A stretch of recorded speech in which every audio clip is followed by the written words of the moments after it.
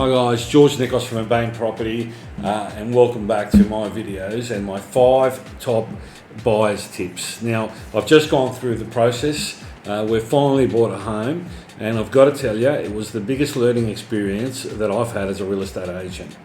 It was an amazing ride. We've finally purchased the property, as I said, but it was an emotional roller coaster. It really opened my eyes to the whole process again of buying, and I'm going to certainly be implementing some changes with our team in terms of how we are to prospective buyers.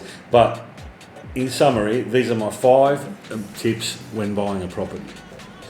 Number 1, stay positive throughout the process. Now, the longer it goes and you haven't found a property to buy, I know I found in myself that we started to compromise on what we wanted in the house, and I had to keep reminding myself not to, that the right property would come along.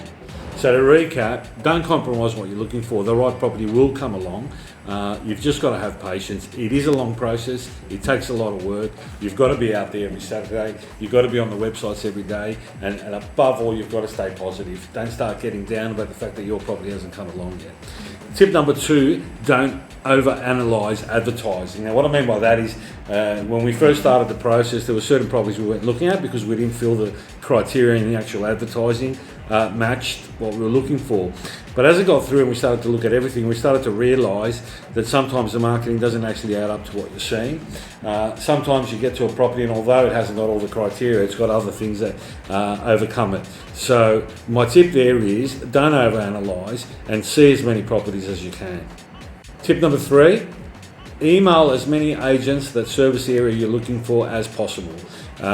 These days what happens, the minute you've emailed someone, whether it be through realestate.com.au or domain.com.au, you are automatically registered to that particular office's database, which means if they're selling something off market, you're notified the minute it goes up. Tip number 4, there's a lot of information at our fingertips these days. You can log in and find out virtually anything you want in terms of real estate and for particular suburbs and even properties. You can log on to a lot of these property portals that give you their estimated valuations, and what I've found is they can be great if it's land value, but unfortunately a lot of those property portals don't have information relating to any renovations that's happened on a property. So don't rely purely on what you're finding there. I think the best way to start understanding values is to follow the market, get out there and see properties on the market, even if they don't suit your requirements, follow what they sell for, and in a very short space of time you start to get a pretty good idea and a pretty good handle on what value is in a particular area.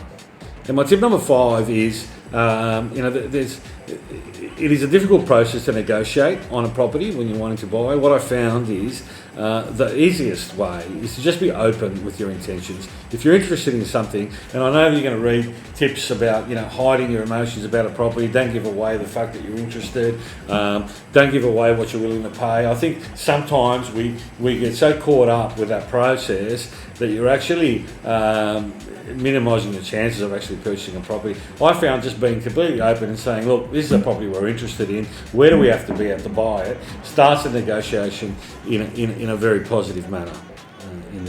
I'm not saying to reveal all your cards. What I am saying is be open with your intentions, with the agents looking after it.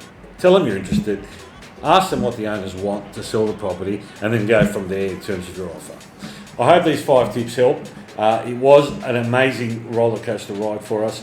We're happy to have bought. I'm happy for the process to be over.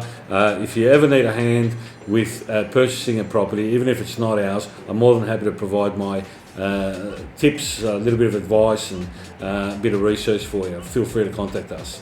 Thanks again, and I'll see you next week.